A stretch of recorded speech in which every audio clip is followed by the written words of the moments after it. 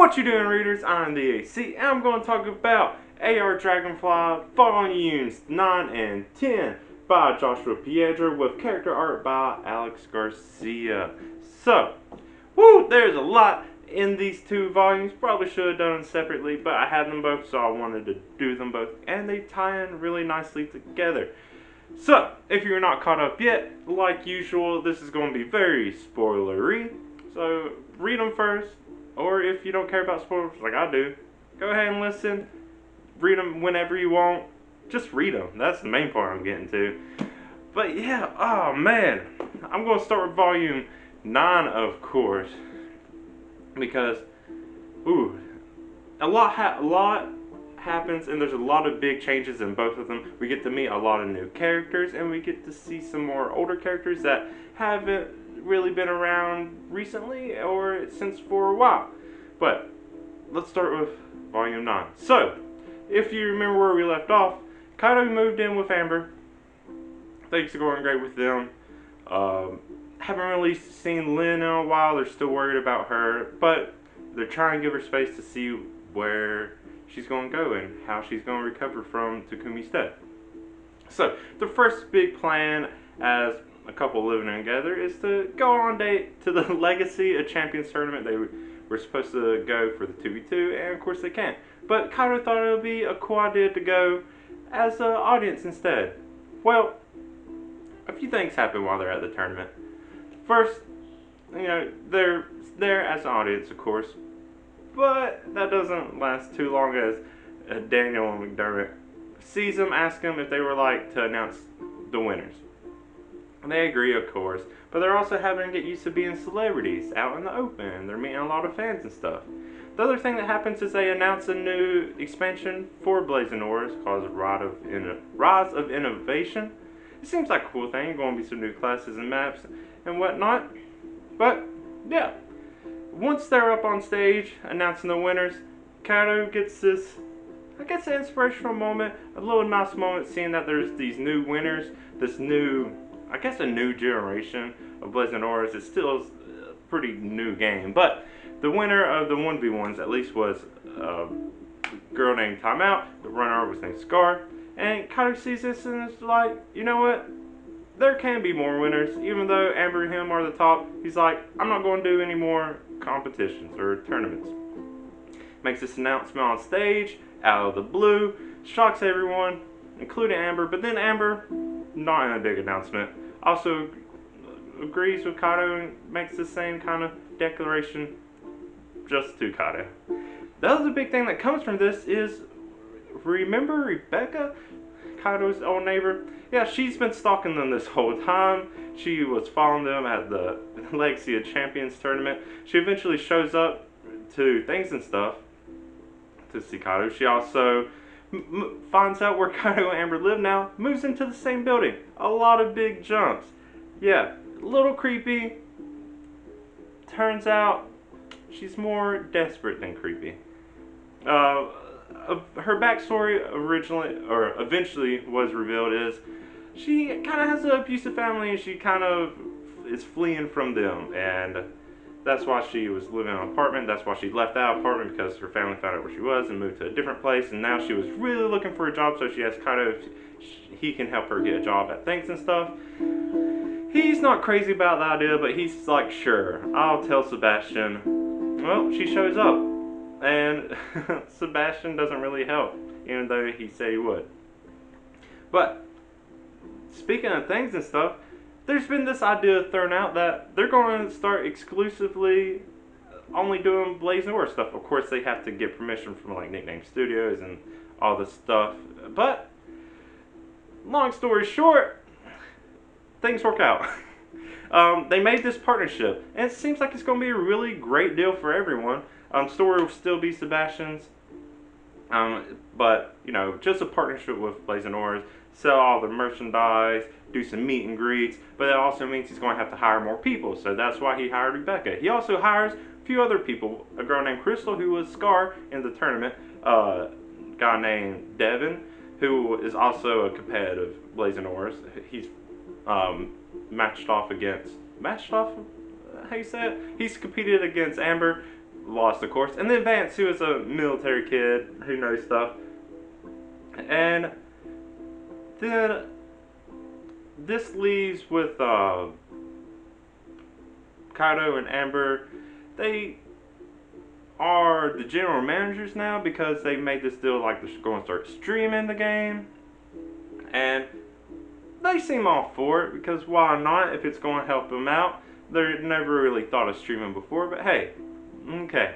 So that's kind of where this whole 9th volume goes. It's a lot of great stuff. The only other thing that gets mentioned is Lin violently visits Takumi's grave.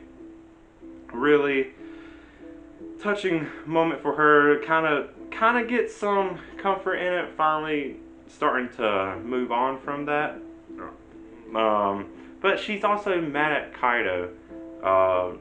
Just the things he's kind of said and the way he's acted since Takumi's death.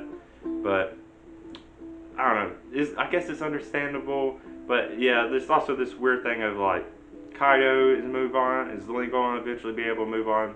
I don't know. The book ends with the store finally ready. It's now named Blaze and Auras to keep the same kind of name as things and stuff. But you know, Sebastian's his humor. But right at this nice little about to opening, I don't know why I say things weird. Sebastian's dad, Jeremiah, shows up out of nowhere. And that's where volume 9 leaves off. So, now we're up to volume 10. Hey look, there's Jeremiah. Yeah, apparently Jeremiah has lost everything. And out of desperation, he's came back to Sebastian to try to get help. He tries to play this real like sappy and like he should just die or kill himself kind of stuff. Sebastian doesn't buy it, but we do get to see throughout the book that he pretty much is in a bad place. It does seem, from what we can tell, that he is regretful of how bad of a father he has been. It's hard to tell how bad he actually was. He admits to using Sebastian as just something to, take his place or like train him to be another business tool or whatever. But like, he also pretty much just spoiled Sebastian a lot. I wouldn't say he was a horrible father. Maybe just a horrible person because of the way he ended up treating Sebastian and Amber at the end. I don't know, we didn't really see that much of his backstory. But yeah, he lost everything. And we get to see bits throughout the book, but there wasn't that much drama besides Sebastian having to like deal with these emotions and try and figure out. He's like, just leave Jeremiah on his own. He'll have to deal with this himself. It'll make him stronger and be better for him than to just help him right out. Eventually, though, Sebastian does give in after Jeremiah's in a hospital because he slept in his car during Christmas. And he brings Jeremiah to come with him. That's all that's happened so far. I expect there to be more drama from this. It seems like someone as powerful as Jeremiah isn't just going to stop.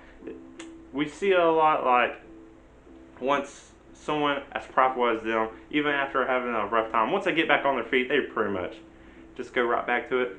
I expect this is probably going to be the case again. He might be a little better about it, but I don't think it's going to die away that quickly. But besides that, the rest of the volume is actually pretty positive. And everyone's in a good spot. Blazing Aura is doing great. And the rest of it is kind of just celebrating Amber because she deserves it because she's been through a lot. Yeah, Amber and Kaido have been doing great too, of course. They've been streaming, been doing a lot of that. There's been a little bumps, but nothing detrimental. They're commentators at tournaments, announcers for the new Rise and Innovations, which went fine. They announced the Battle Royale, which people weren't that crazy about. New Tinker class, all that kind of stuff. And then there's holidays. Amber's birthday, they go through Thanksgiving and Christmas and New Year's. And this is a big deal for Amber because she's never got to celebrate this stuff. And it's a really touching moment for her. And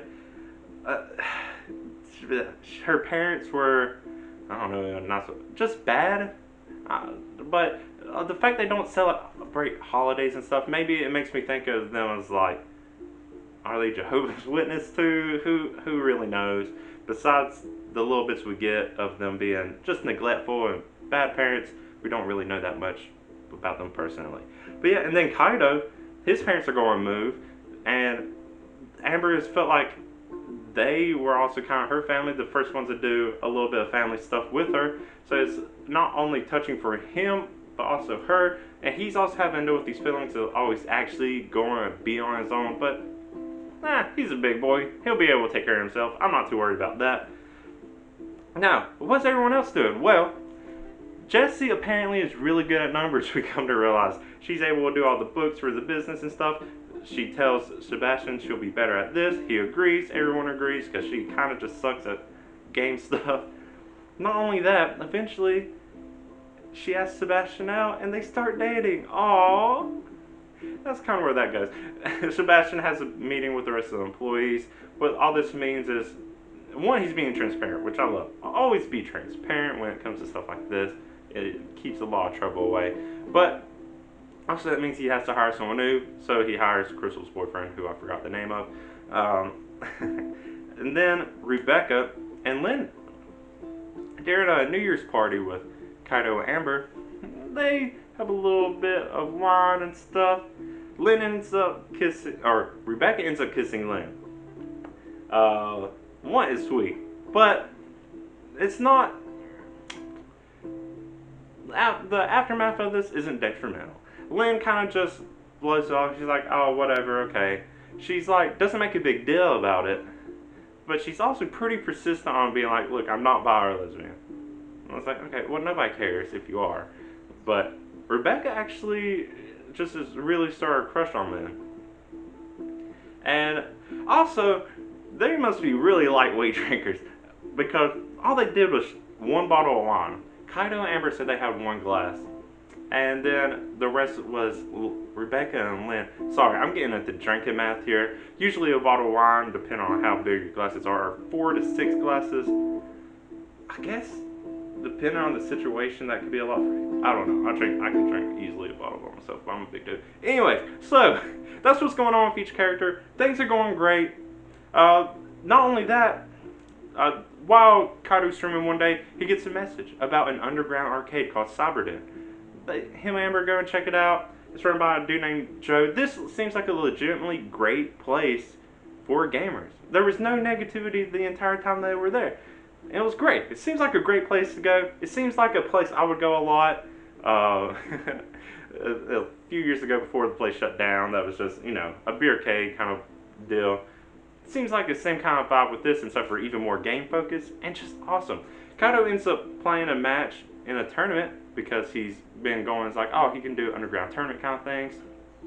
Loses in the first round to some kid who's just amazing, apparently, who is just gets super focused into it. And Kaido realizes there's this whole different scene of gamers that aren't doing these like national big tournaments, but just this underground scene. And it opens up his eyes to the potential that's still out there. And it's really exciting to know. And I expect this to be another big thing that's going to pop up later, add more to the story. But the big revelation at the end is during a stream with Amber, people are outraged because the price of this new Rise of Invasion expansion is going to be like $70. That just seems, that's the price of a whole nother game. And a map, another character class, it's not worth it. They are talking about it should be like 30, maybe 40 at most. Amber agrees. She goes on whole spiel. Everyone's mad at her for agreeing with them, but it's because she's partnered with Nickname Studios that they don't like. This ends up getting her and Kaido fired from their sponsorship. And Daniel McDermott doesn't really know anything about this. He lets him in and he confirms.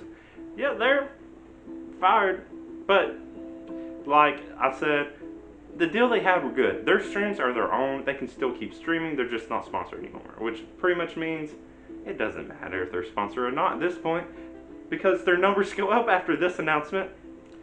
And then the final announcement is Nickname Studio has to do a bunch of layoffs after some corporate rebranding, maybe because of Magna Force. Now, Kaido's had some suspicions for a while, and if you're familiar with this kind of businessy side of the world, it's not a big surprise that this happens either. I'm actually really glad there's this kind of reality put into the book, because you see this a lot. Companies get bought out, and they either shut down the portion you like, or there's these big layoffs because all these umbrella companies just start buying up companies and then just pretty much taking a shit on them. Yeah, it's not shocking that this happens. Kind of saw it coming. I see it happening. And I foresee it with companies in the real world. I've made videos about those, you can watch them. But yeah, not surprising at all. But it is going to add a lot of drama to see where this is going to go. Mainly because of stuff like Blazing Ores, like the story that's been doing great. How's it going to affect that? All this other stuff that's going to be happening. Now, that's all the main story stuff. There's one other thing throughout the books that's been popping up a little bit. Amber is still playing the game Sanctuary Rise of Heroes. She just got back into it as another way of relaxing when she's not playing Blazing Ores. She's noticed Sebastian isn't playing anymore. He confronts him about it. He's just like, yeah, whatever. The thing is, she meets a new character while playing it named Daunt. And it doesn't really reveal it in here. He helps her out. He gives her a bunch of, armor and stuff, helps her with quests. And he's like, oh yeah, this will help me too. I don't know if it actually will be, but it seems like a lot of the stuff he's doing is exactly what Sebastian would do, and this is him just slyly trying to spend time with Amber because he's been feeling like a third wheel this whole time. It never really revealed it. There wasn't really much progress with this. Like, there wasn't any drama or anything that came out of this. So maybe this will also come back, or maybe it'll just be a nice little undertone storyline. It could be Sebastian, but now if he's dating Jessie, maybe Daunt will just suddenly disappear because he won't need. I don't know. We'll have to see with all that. But last thing, of course, each book contains a little bonus chapter. The 9th one involved another little time of Final Hope, and then the 10th one was the first part of the Avatars coming alive. I guess that'll be wrapped up in later books. But yeah, there's a lot of exciting things. Man, as I get closer to the end of series, I get really nervous. The trajectory that these 2 volumes are leading into the last 2 volumes has me really excited. I have a lot of great hope for how this is. I'm really looking forward to what's going to happen. But yeah, what do you think? Have you read these volumes so far? If you did, well, you just learned a lot about them. But yeah, let me know what you think. And if you like me talking about them, go and like the video. Want to see me talk more about what I'm reading and whatnot, go ahead and subscribe to my channel. You can see when I do all that. But until next time, I'm the AC. Thank you for watching, and bye.